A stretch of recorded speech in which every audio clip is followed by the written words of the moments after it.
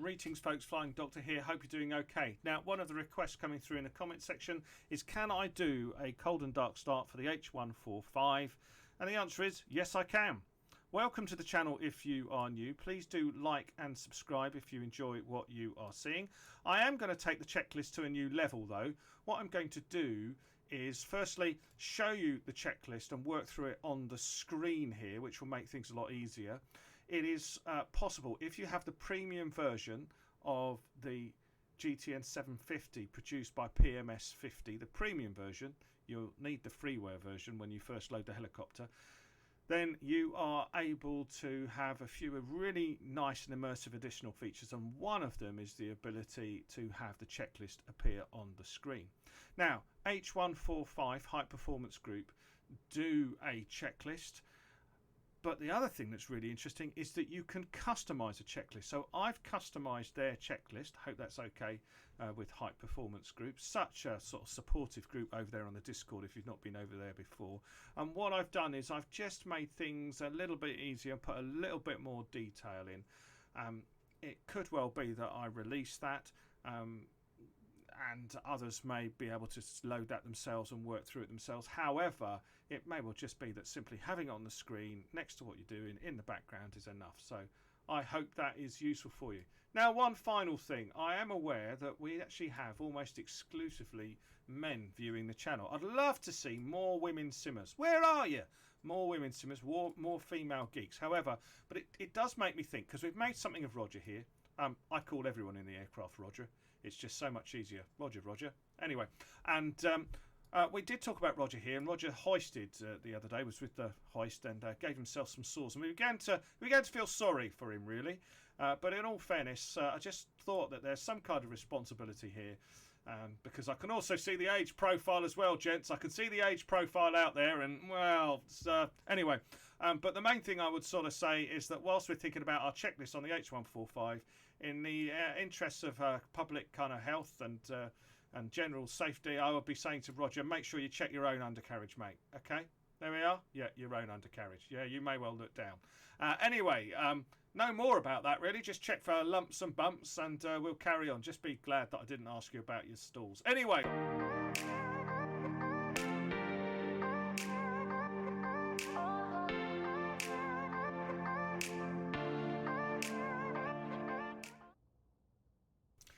So, some really basic things to bear in mind. Number one, a question that often comes up: how do I make sure the aircraft is in cold and dark when I start? Well, you have two options. I find it particularly nice just to find a parking space in an airport. Do not go for a runway. Sometimes you'll sit on a runway and the aircraft will be ready warmed up for you, ready to go, so you won't be able to cold and dark start. But the other thing that's possible to do is, here's the tablet, is click on aircraft here, and we can see we can go to cold and dark if we want by clicking on this red button.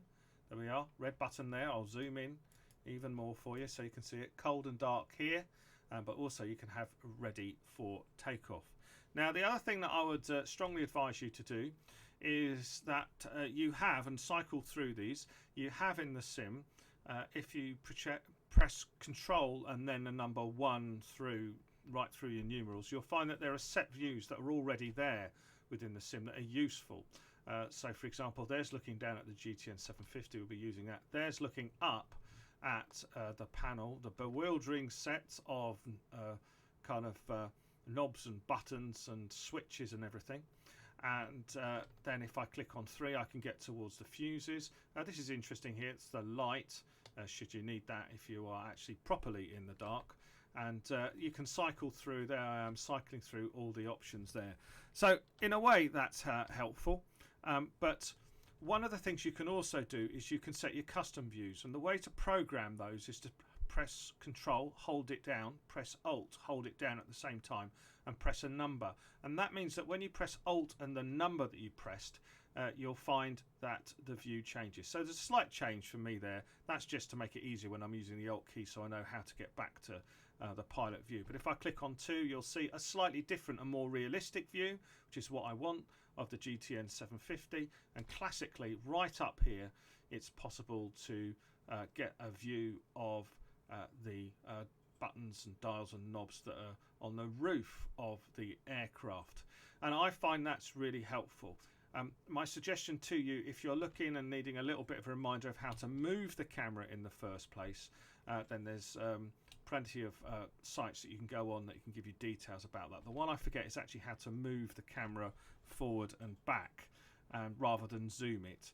So it's Alt and then forward will move the camera right forward, and you'll see that you can go further forward and way further back than just zooming. That's one of the things that will catch you out. So I just hope that's helpful for you. Now, the other thing that caused a massive delay in my video, but thanks to guys over at Discord for their help, is that I'm using variant 3. I'm using version build 396. Happen to be in the HEMS variant here, and this only applies if you've been using the Hype Operation Center to define your key bindings. A whole separate video on that. But the thing that I would say, it's taken me a while because there's lots of options here. I'll work myself backwards. If you have bound any of your H145 actions to master battery off, master battery on, set master battery, get rid of them. I would get rid of all key bindings at the moment that are linked to anything with master battery in it, because there's a bug in the sim at the moment, and it means if they're on, when you press the battery, which is the first button that we press when we're starting the aircraft, you'll find that it will not power up, because that actually caused a big problem for me in this most latest. So for me, it's Control and 3 to get a view of the buttons and switches that we've got here.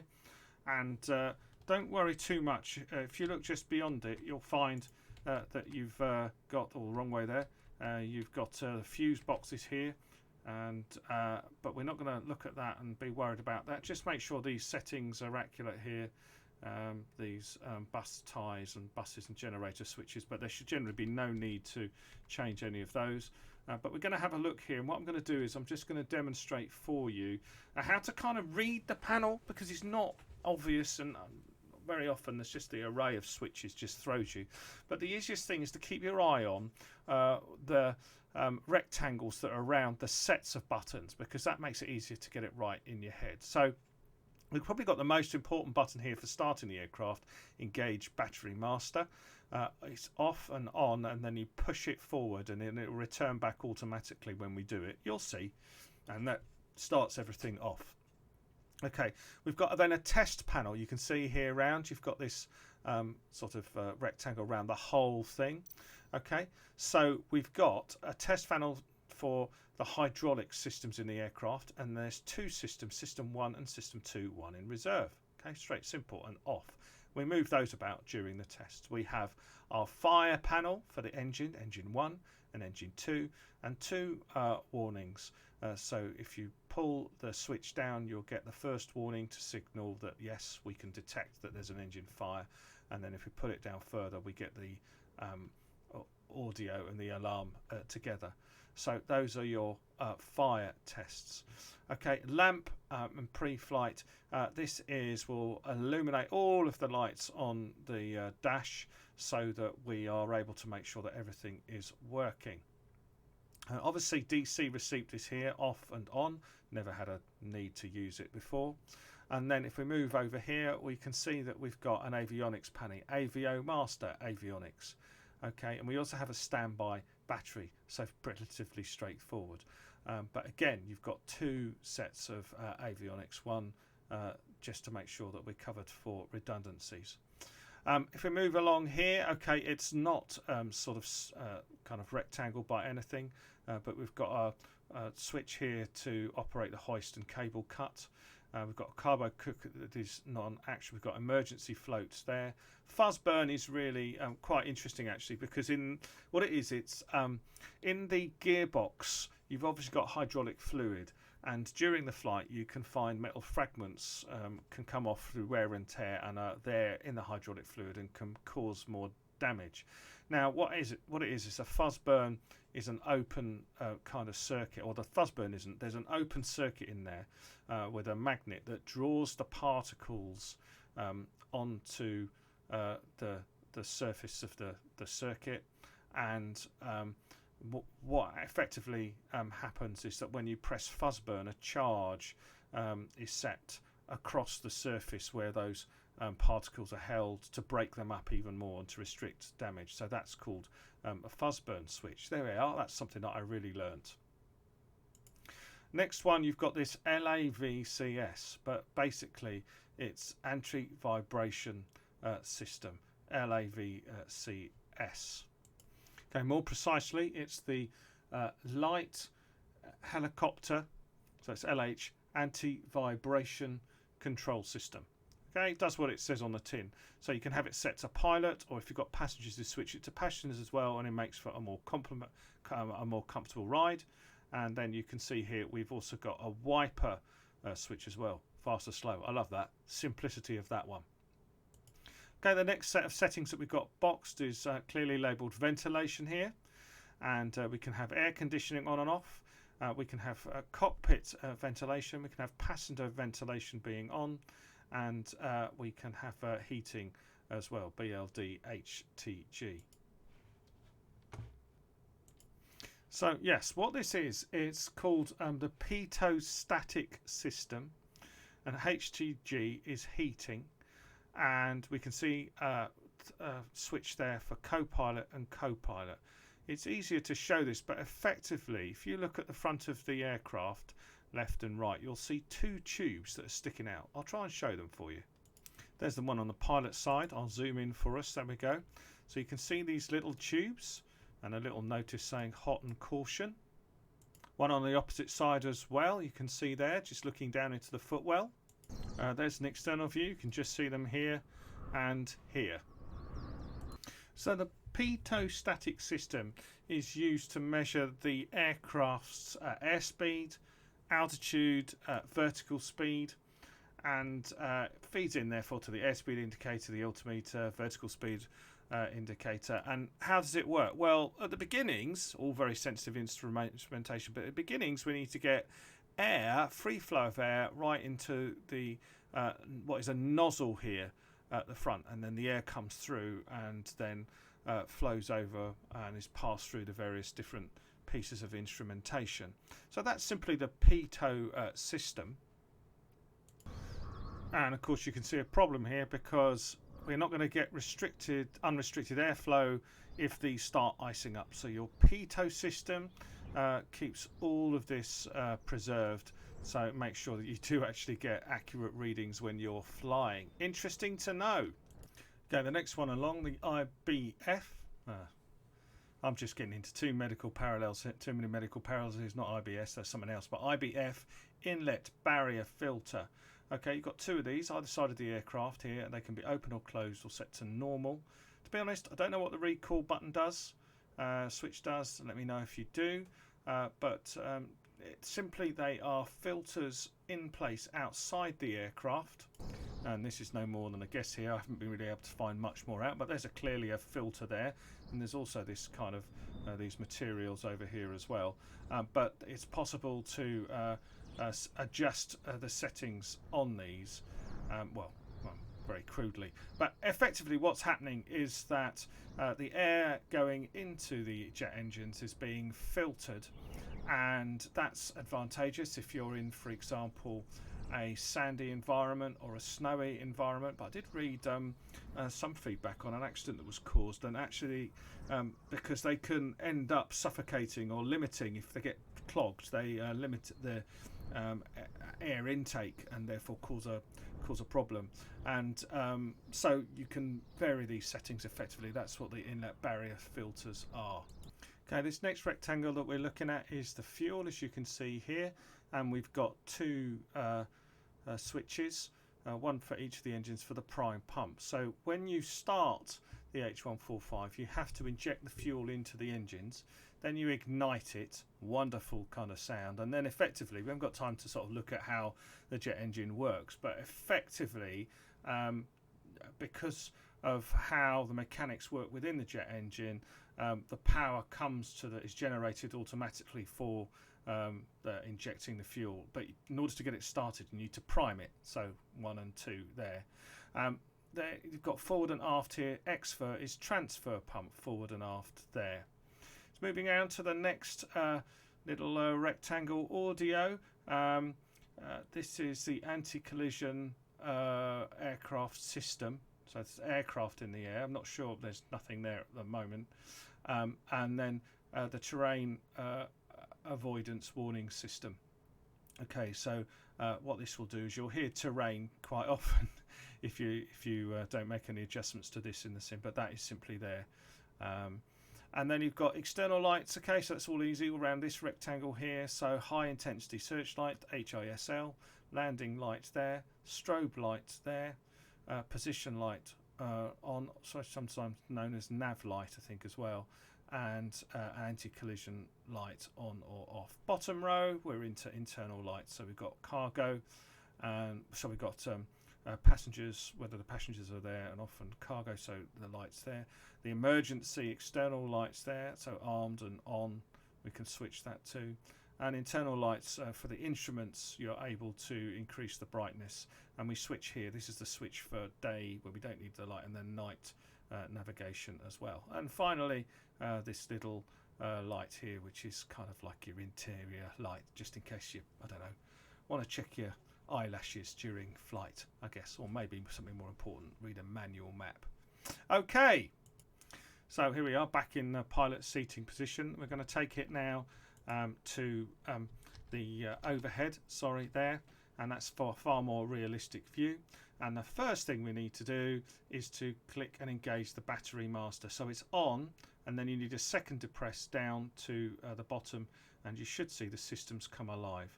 And so yeah, happily do that for you. So on, and then just hold it there and then drop it down, and it will naturally drop up, and we should see stuff happening right now if we move back down. There we are, our screens have come alive. Welcome to the first step. There we are, and there's a series of basically this will all calm down in a little while, but there's a series of measures that we need to make. Lots of warning and hazard signs there.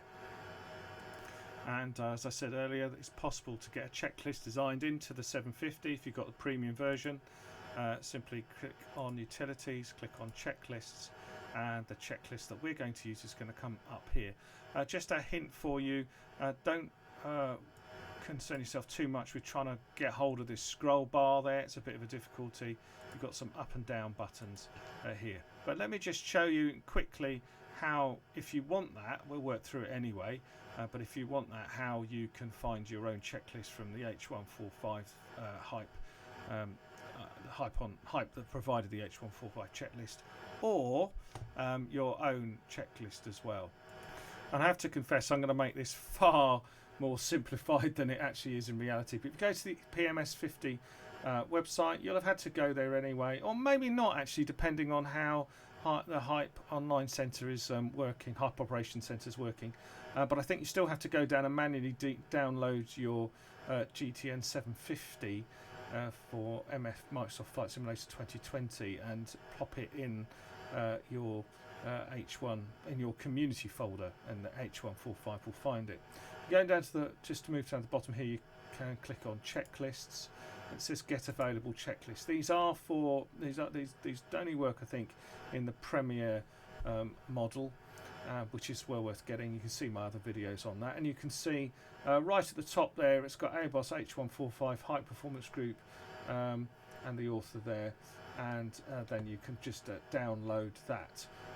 But you can also make your own checklist. Let me just quickly demonstrate where you download it to. So here is my community folder, and this is where your PMS50 instrument GTN750 will need to go. If you just click on that, you'll find a range of folders, and one says checklists. If you click on that, you'll find GTN750. Click on that, and then you've got something called import JSON. Now that is where your checklist goes when you save it. You must use the title import in order for it, the navigation unit to see it. As for what do they look like, well, they're like sort of a JSON files, like got a special type of text file really, and you can play about with the settings in here, and once you get used to the structure of it, you can add your own individual sort of checklists. I haven't got time to go into that in more detail, but you will find more information on the checklist page itself, and you can see there's something called a checklist maker, and you have a particular structure that you put your checklist in here, and then you convert it, and you're able to come out with the JSON kind of text. Now I would say that it is really pernickety. You've got to get your brackets and everything in the right place, but it's a really nifty tool. So perhaps at some point I'll do something on a little bit more detail on that later. But for now, let's just jump back. As for how you actually load this, if you get that far, I'll do that quickly for you. Go to Setup is where you want to be, or System. Then go to Setup, then go to Checklists, and what you want to be clicking is Import Local File. And there is something you can import from PMS50, I think, but import local file if you've used the H145 checklist produced by Hype. That's what you do. I'm pretty sure about that. And if you put it in the right place, it'll pick that up straight away and give you that as an option. Okay, let's get on with it. We are firstly going to turn our battery on. So there we are, we're up here. So we switch to on, and then we depress fully, and you won't need to hold it manually, it'll just do it automatically. And as soon as we've done that, we should see the screens light up. So switch to on, we've got a little bit of activity in the background, and then switch to engage. And there we are, we can see our screens there as we just set to. Next thing I'm going to do is to select my checklist. There we are, and you can see I'm going to run through some things here now. Just be patient with me. This is helpful to folks. I find this really helpful because there's things that I don't have prepared properly in the background, and I often get caught out. So I'm just clicking here on my checklist to make sure the external programs are working. So Hype Operation Centers, operational. I've got my updates in place. I've got any missions to say. So I'm just going to tick through these, but start GTN750 to record time on sim. If you want to do that, you just jump back, click flight timer here. You can reset the timers, and I can start there and just get an idea of therefore how long not I've been flying, but I've actually been sat down. Going back up to the checklist, you click in and it'll continue. It's just letting me go through. So yeah, make sure you've got the correct peripheral profiles in. Don't go from, say, a fixed wing aircraft to the H145. Most of you, I'm sure, will have your own peripheral settings, joystick settings. Make sure that you've got the right profile in. Correct helicopter variant, done that before. Correct livery, well, that's kind of a bit of a luxury really, but sometimes if you're filming you'll want the correct livery. Make sure you set the call sign in Microsoft Flight Simulator. I won't necessarily show you how to do that now. That's important because if you're using Hype Online, you'll want to be able to identify your aircraft and for others to see you as well. And so make sure your call sign's set in Microsoft Flight Simulator. Also, if you're recording, make sure the replace tool is set under experimental. If the simulator updates, sometimes it resets what was there before. So on to the next checklist. So realism for me. Have I sorted out my scenery? Have I got my add-ons linker, which I recommend thoroughly to you? Yes, I have, and I've got correct scenery here. FS Realistic, I happen to use that, but it's actually switched off for the H145.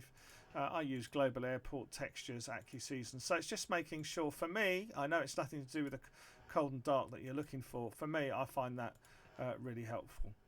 Navigraph, make sure you've got all of that sorted if you're using it. Little nav map reminders for me, and then have I got here, for example, I am using OBS to record. Have I got my sources? Have I got my windows set right for when I want to shift between windows? And if I'm broadcasting, have I got the settings right for that? These are the kind of things that do get missed. Turn off high demand profiles, things like that can just ruin your day. And then we're straight on to the tablet setup for takeoff prep. Now, most of the stuff you can do cold and dark. You can certainly do a start. But it's important, of course, to make sure you've got all your other measurements and weights set in. But the kind of things that you want to be looking at here, I will work through these. Make sure your payload's there, your fuel, what you're doing with your hoist. If you've got your hoist, is it properly stowed?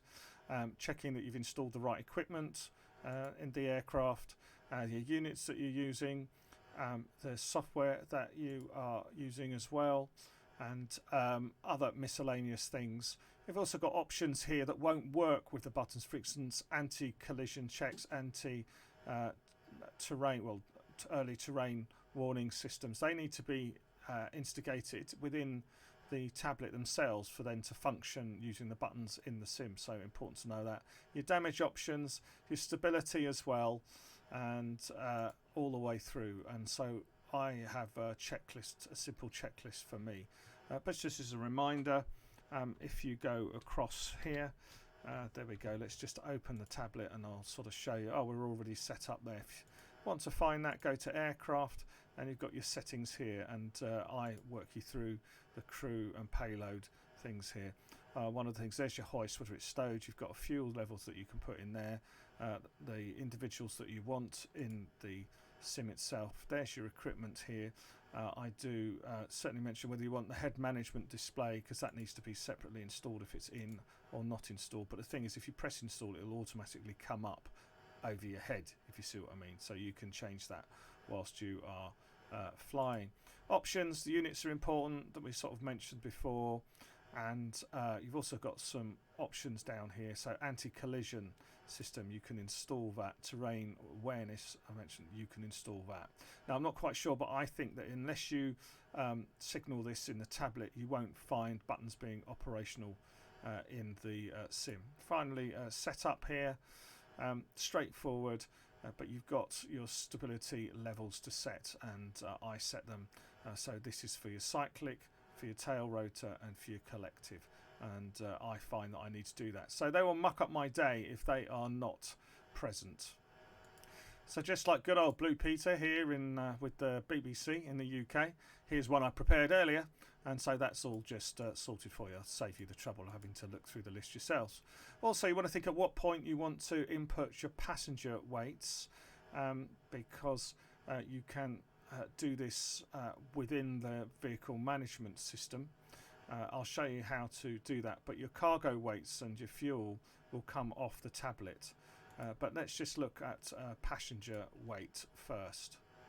So within the lower section here on the vehicle management system, you've got a number of buttons. You can get status, you can get report, you can get configuration, and there's another button here for weight, which is really important. And what you can do is adjust the payload, and you can change that. And we're set on 0 for our Crayland. As you see, we've got some weights already there for crew, and total fuel, and what the weight of the aircraft is, empty and equipped. And if I press a value there, you'll see I've just toggled it, that the little white marker comes around the 0 here. And then if you want to add your payload, you're able to do that. We'll just put 100 kilos in. Okay, right.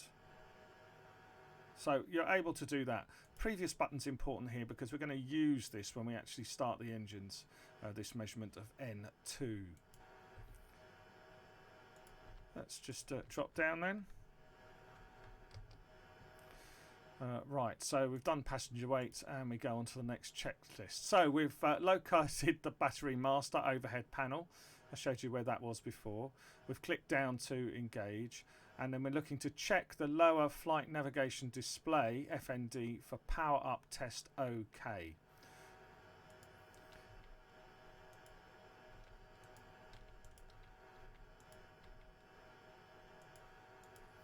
And that is just here. You can just see it right at the bottom there. Okay, it's possible to sort of move out for you if you like, so you can get a bigger view of it up there. So it will sort of look like this in context, but right up and close, there we are. So yeah, power up test OK. That was what we were looking for. Okay, so we'll give that a check there. Next thing, locate test fire switch 1 overhead panel and switch to external. Now it's worth just talking about these tests, because first thing that should happen is that when we switch the switch to external, let's just go and have a look and remind ourselves where they are. So they are up here. You can see test and you see fire, and I'll actually switch them. They're on the off position at the moment because of the angle. It doesn't quite look like that. But there's 2 stages to the switch: drop down to external and then drop down to warning. And we test each one of these in each of the stages. Okay. So if I just drop down here, and I can also show you, just so you can head where we're going, that what we should see happen is that just as we drop up here, we should hear an audio tone when we go to the middle switch, Okay, and we're going to click for that when we see it. We should see a message reading fire bots 1, bot 2 used. And that message should appear in this section here. Then we're going to switch to external and warning, and then we get a big audio tone, and we get a message with it as well, engine 1 fire. Then we should see another readout, engine 1 fire and fire bots 1 and bot 2. And the top panel should read fire external bot 1 and bot 2. Now by the top panel, what I mean is here and here, engine 1, engine 2. So this is going to make a right racket. There we are. Okay, there's our first warning. Might be worth just going down to have a look. So we had our audio tone, had the little bell, and we're now looking for fire bot 1, bot 2 used. And there it is there. You can just see it on the readout just here. Going any closer for you? There we are. Fire bot 1, bot 2 used. So we're okay there. Click that off here. Let's just jump down it before. So then we've got to go to move the switch to warning, EXT plus warn, then off. I'm not sure what EXT stands for. External or extinguish, not sure. Perhaps you can tell me, but I certainly know that's what we need to do. This one makes even more of a racket. So up we go. Okay, let's go down here. Fire. And that is going to keep going until we've finished. So we're going to have a look back down. There we are. Do excuse me. So what have we got showing? Let's have a look here.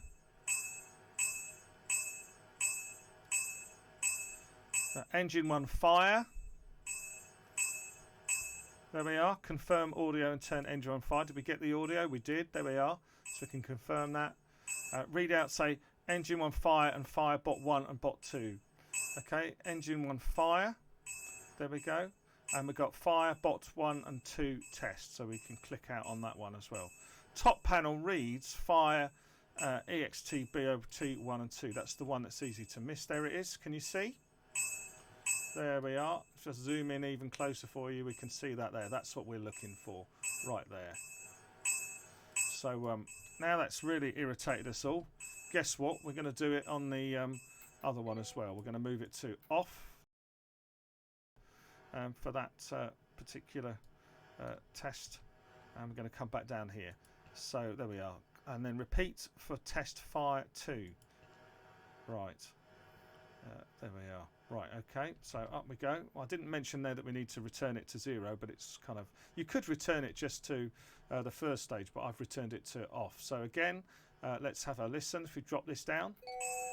Fire, engine 2, fire. So fire, engine 2, fire. I think we should have... I've dropped it down a bit too much. Just drop it down 1. There we are. There's the audio warning. Let's just have a look and make sure we've got what we're looking for here. Right, what does this say? Engine 1 fail, and we've got fire bot 1 and 2 used. Is that correct? Yes, it is. Looking at the previous panel, and let's move it down. Therefore, let's do the really loud test. There we are. Fire, engine 2, fire. We have a look. The fire engine 2 coming up clearly there. Right in the middle of the... There we go. And we've got the readouts here. So we can hear our fire systems. We tested out the fire systems and we're ready to turn those off, and then we'll complete the checklist. There we are. Okay. So just bear with me as we go down here. So we've done those. Repeat for fire test 2, yes. Now test for all warning lights. And they're saying now test for all warning lights. So we need, if we press lamp on, we should see all of the warning lights come on. So I'm going to jump back up. Where have you gone? Don't know why it's doing that. Sorry. Can I access it there? I wonder why that's doing that. 3. There we are. Right. Sorry about that. Just a moment. So we are looking for test, and we're looking for lamp. So we drop it down to lamp here. Audio test. And we can hear the audio test has just come through. There we are. checks for annunciator. Check for ACPC lights upper dash. So what that's saying is that we should be able to see here this line of lights all the way up here. They need to be on as well. Okay, and the other thing that we need to check for is the central console autopilot lights should all be showing all the lights are working. Okay, all warnings illuminate LED. That's on that red. That's on the top here. So yeah, that's the case. And then let's move down. You can see audio warning sounds. Yes, we got that. Autopilot central panel, all lights on. That's here, and you can see that's the case. All there, all valid. Turn test switch lamp 2 off. So up we go again. There we are. Switch that off. It'll come back on. We'll use it later for pre-flight, so don't forget where that is. You see a little addition I've given here. So view vehicle management system page. I showed you where that was before, right in the middle. Look at the electrics readout. It says G and G21 are circled if you're struggling to find that, and press number at the right hand side of the display under control, and check the voltage shows battery of more than 23.5 volts. Now I could just move up, and that's the easiest way of doing it here. So here's the vehicle management display, and this is the area that you want to be looking for the batteries. There's the G1 and the G2. I think that stands for generator. If you click the numbers button, which is just up here, when you look at that, you'll see that we've got 24 volts here, and that's what we are looking for. So not entirely obvious, but yeah, there we go. As we just drop down, and we'll carry on just having a look here and working our way through the test. Okay, all valid there. We switch the lamp to off. Voltage does show there. Let's move down, work through this. And then it says, note, VMS page lower buttons, press wait if wait computation is not showing. We did show this before. I've probably added this twice into my checklist, but we've got our payload there. And so have we just double check, have we entered the payload? Yes, we have. Note, VMS page, press previous, ready to show N2 when starting engines. Just a really good hint that when you're looking to monitor the engines, when you start them, you need to have a different display here. So if you click on previous, this is what you need to be just keeping your eye on and having a look for. So I just noticed that and put that in there. Checked IESI. Now, what's the IESI? It's the standby system. It's this. Check that this is running. I've never had a problem with it before, but if you sit in the sim and you press the standby button to start things rather than the main battery, you'll find that this times on. And I think it times on from cold, but if you restart the H145, it doesn't necessarily come on with a countdown. But the point is this running? Because this is your reserve unit. Just check that that is up and running. So check the IESI. And then you're into sort of basics that it's easy to overlook here. Go to the flight navigation display page. This is this one, FND. But we're so full of abbreviations, I'm kind of introducing them slowly, really. So, and just make sure that your local barometer is checked. So the way you need to do that is just click baro here, and it illuminates white, and then you can change the barometric setting by moving the two knobs. The outer one will give you, as most of the things in Microsoft Flight Simulator, larger steps. The smaller ones for more detailed fine-tuning. So yeah, important to do that there. Make sure that's set. Okay, I've also said set lights, overhead panel switches. So I think I was thinking there, and within this checklist, that's to do with internal lights if we need them. So we go to the next checklist. I don't, but just worth saying and reminding us where they are. If we go back up to the top panel here, so your internal lights. Let's make it go a little bit darker, shall we? And there we are. We'll go into evening. So we'll have some internal lights on. Okay, so we just move those on there. But they need to be switched on. You've got this switch here, so you've got day and night if you switch down here. And then you can choose those. So I just think it's really internal lights that we're looking at there. And don't forget that behind you, you can find torch if you need it. Make things a little bit easier. And let's just have a look and see what we've got here that we need to be doing. Go to next checklist. Anti-collision lights on. Clearly. So anti-collision lights on. and switch fuel prime pumps 1 and 2. That's because it's getting exciting because we're about to start the engines. I love this, and I love the background noise. I've deliberately got the background noise on at the moment, although it's just managed to come off for a second. I don't know why, but I do like that, and it's helpful because it confirms what you'll be hearing. So your external lights, yes, here they are down the bottom.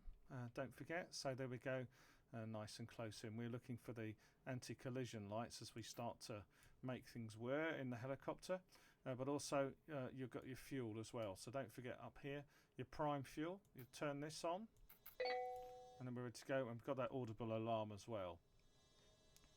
So let's just drop back to our readout there. So anti-collision lights 1, switch those fuel pumps 1 and 2 on. Notice display message on lower pilot screen should read fuel 1 prime pump on fuel 2. Let's just have a look at that. There we go, fuel 1 prime pump on fuel 2. So that's good news, isn't it? So yeah, there we are there. And then we're ready to switch our engine to idle. We should see a startup test appear.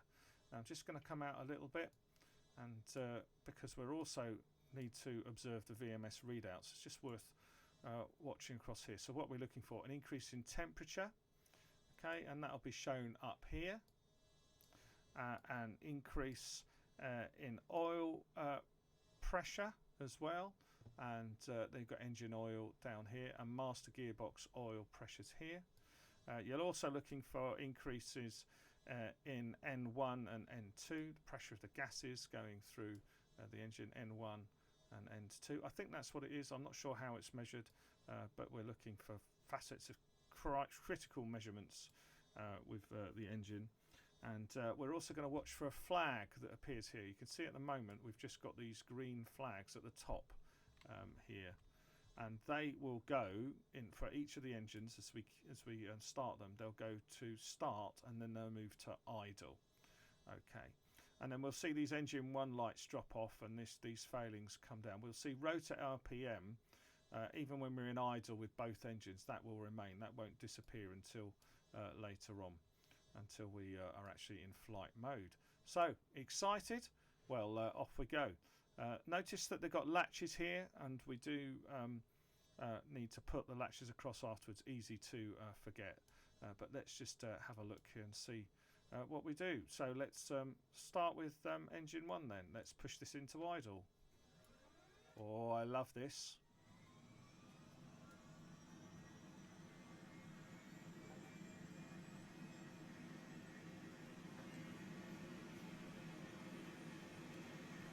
So we can see N1 coming up here.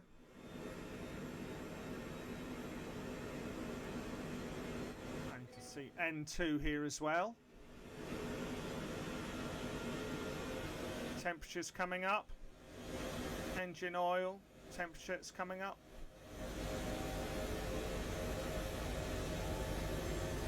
And we're at idle here. Notice how the flags changed for you onto idle. Let's just let things settle there.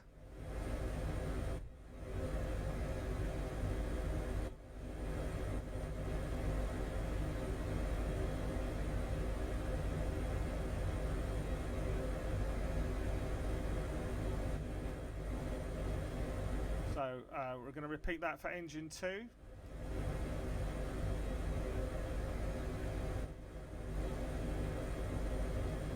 Okay, up we go.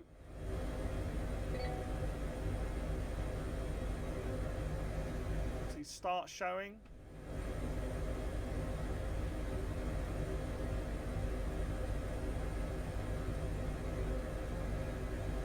We've got a little bit of sunlight on this, haven't we? There we are, N1 moving up, N2 increasing, and we're into idle. So there we go, we've started the engines. Congratulations if you're following with me. Great sound, isn't it? Absolutely fantastic sound.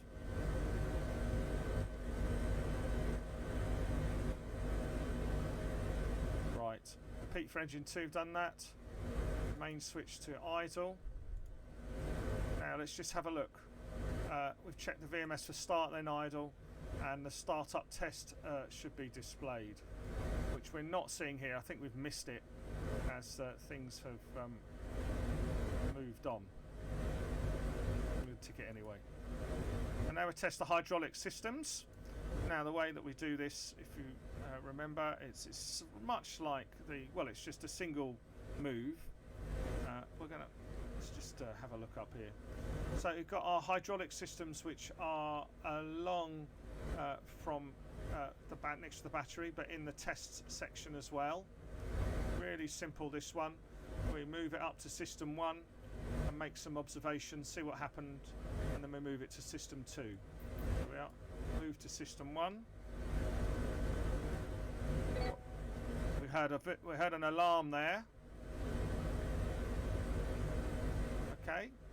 Check for low pressure HYD2 message. Hydraulics 2. It's really odd. It's counterintuitive that we're looking for an HYD2 message, but you will find it. Low pressure HYD2, just there. Okay, that's what we want.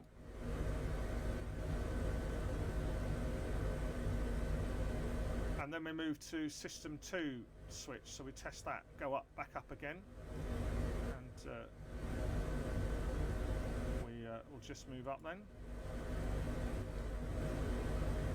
So come off that, onto the off position, down to test 2, hear the warning. There we are. So the errors, what we're looking for, move the test 2 switch, we've done that. Check for HYD1 low pressure, that's what we're looking for. There we go. HYD1 low pressure, there it is, right there. That's great. Check for HYD1 TR shut off message. HYD1 hydraulics 1 TR shut off message has appeared. Yeah, that's okay with me. So we move our test switch to off now. We've finished that. There we go. Back to off.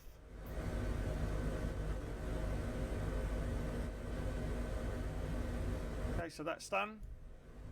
List is not finished. Why is it not finished? Because I have to go down? No, I've missed something up here.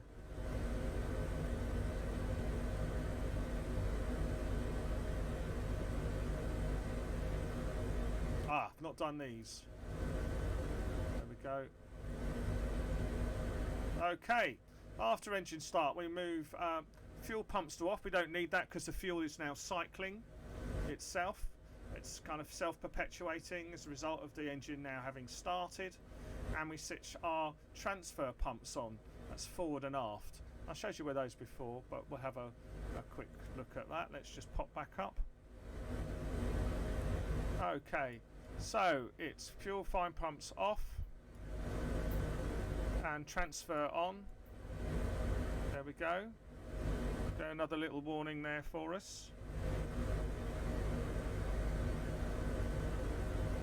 And we've got a startup test OK dialogue that's worth thinking about there. But what are we looking for? So done that. Switch standby battery to on and switch avionics masters 1 and 2 to on. Okay, let's do that. Standby battery to on, avionics masters 1 and 2 to on. And the minute you do that, you'll see that the left avionics unit, GTN, is coming on for us, which is really quite encouraging. I don't like just one being there. Standby batteries to on.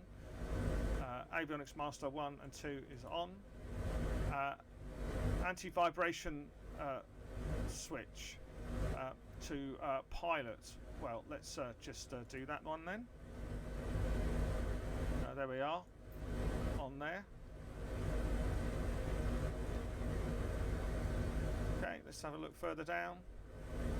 Inlet barrier filters 1 and 2 to normal. I think they're already set to normal, but we'll go and have a look. IBS filters Let's have a look here. They're down and in the normal position. Yes, down and in the normal position. That's checked. Okay. Internal emergency external lights to arm. And these are down here. Let's just see this one here. See if I can go forward a little bit for you. There we are. So we want this is on. Press arm, and you can check them actually. I don't know if I can look behind me, if I can see the light here behind me. No. Okay, it's just me being clever. Crikey, Riley. But we switch those to arm, but it can be on. And you can see them when they're on, but we'll switch them to arm at the moment. Internal lights as required. Air conditioning ventilation on as required. Oh, that was entirely unnecessary. Ventilation is here if you want to have that on. We'll have air conditioning on. Have it on for passion as well. Turn it up a bit, why not? And we'll lose some heat quite quickly.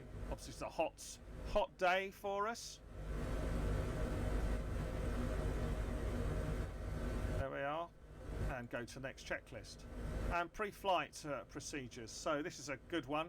Make sure your collective is down. Sounds a bit obvious, but do make sure it is down.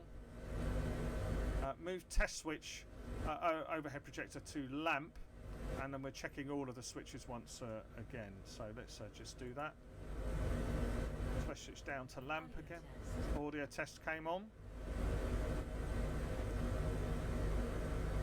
Lights left of engine switch, engine 1 switch illuminate, engine 1 switch. So that's these ones here. Okay, they're easy to miss. So they want to all be on, illuminated. And then test switch to pre-flight. So we go back onto pre-flight as well. It'll carry out a pre-flight test, and when they're looking for a message dialogue down the bottom. Then we've got startup test OK suddenly appeared, but there we are.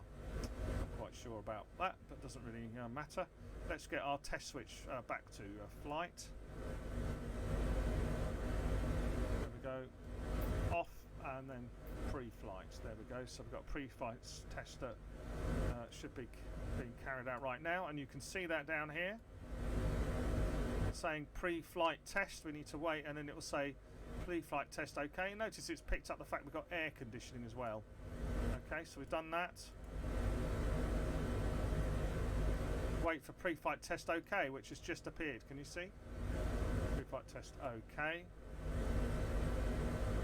Right, let's just move down the list. Turn the test switch to off. Our pre-flight test switch, so back we go.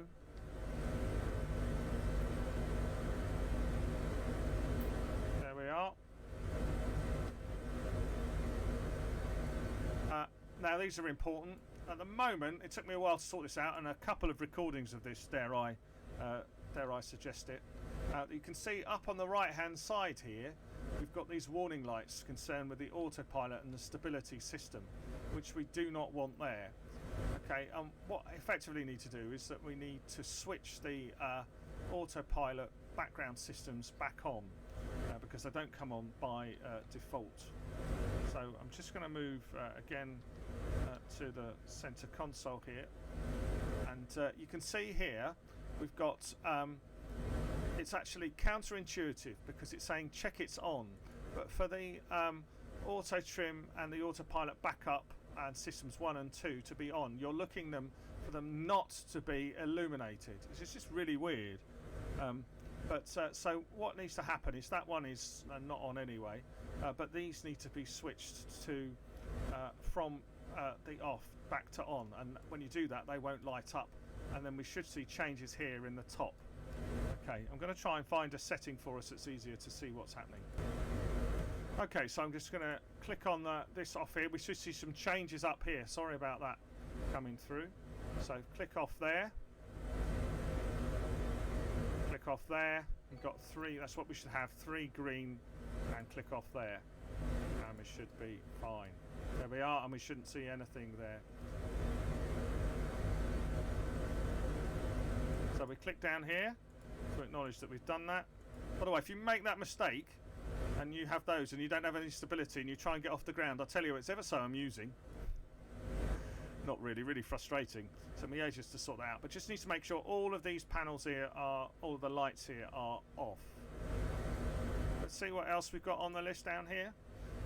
Check for no AFCSSS warning in flight navigation display. So they've all disappeared. There we are. It's all clear. As I say, they'll be up there. Okay.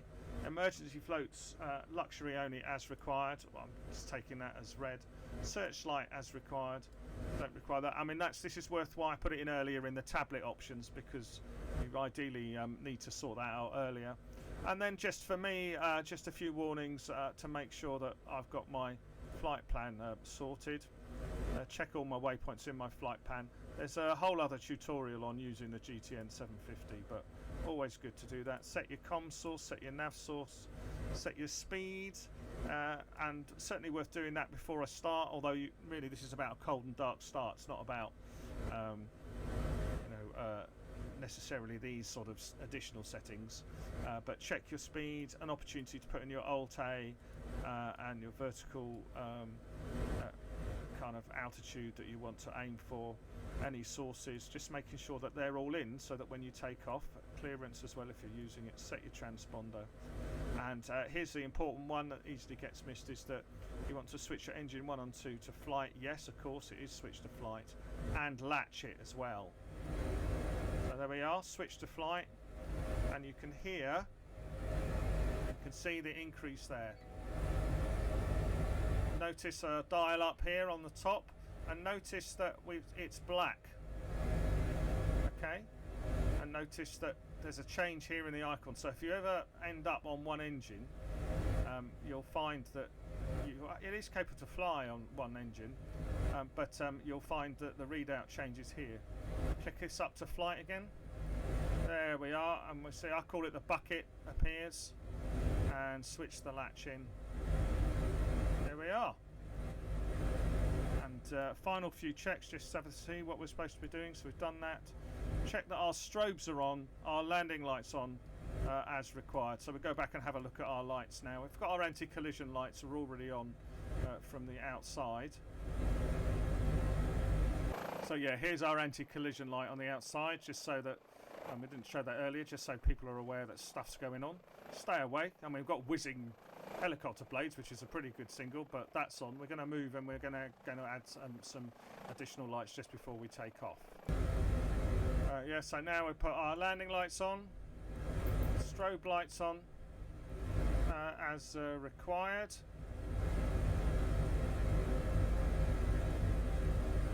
We'll just click that and click that to say yes, that they are done. Have a little look outside and see what's going on. So yeah, we're now strobing. If you look, we've got the flashing red light, and we've also got a flashing white light strobing. We've got a landing light on at the front as well. And so the final checks we've got is just to make sure we haven't got anything on our flight navigation display, any warnings we need to be worried about. No, there it is there. We wouldn't usually be looking this close, it's just making it easier for you, of course. And then finally for me, ready to engage hover mode, which often I'll engage in autopilot, but I've managed to get it stable now that I'm able to hover without. But are we ready? And we set up to engage hover mode. We go to the next checklist, and that is now before landing, so we don't need that anymore, and then we're able to go back. As I say, I mean, this is just personal choice.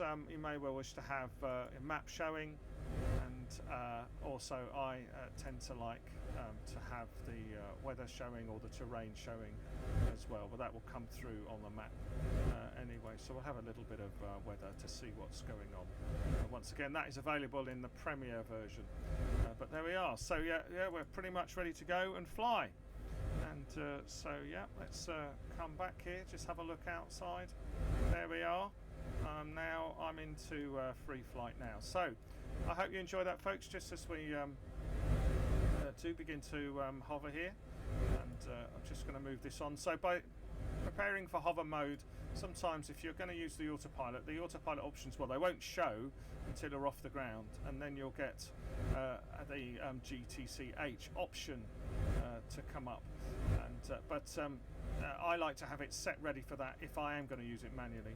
But most of the time I'm now feeling much more confident, comfortable in the aircraft and able to flow. One other thing that I didn't mention worth checking on early on to make sure that you've got your screen sorted the way you want. I tend to find that I don't need the VMS I might right in front of me, but I'm more interested in having NavD in front of me if I'm following a navigation course.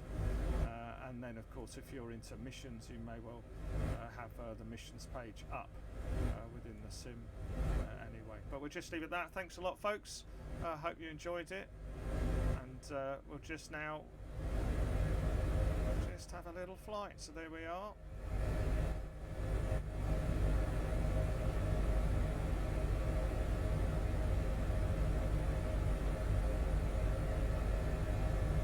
Don't forget any comments, do pop them in the comments section.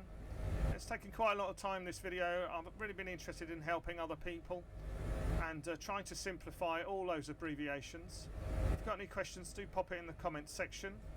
I would like to acknowledge that most of the checklist was already there and produced by H145 and available on the PMS50 site. I just did make a few adjustments to it so that I was slowing down and not expecting you to see the obvious. But there you go, cold and dark start, and it's getting dark. Quite liking this. So I'm just have a little flight into downtown Brighton.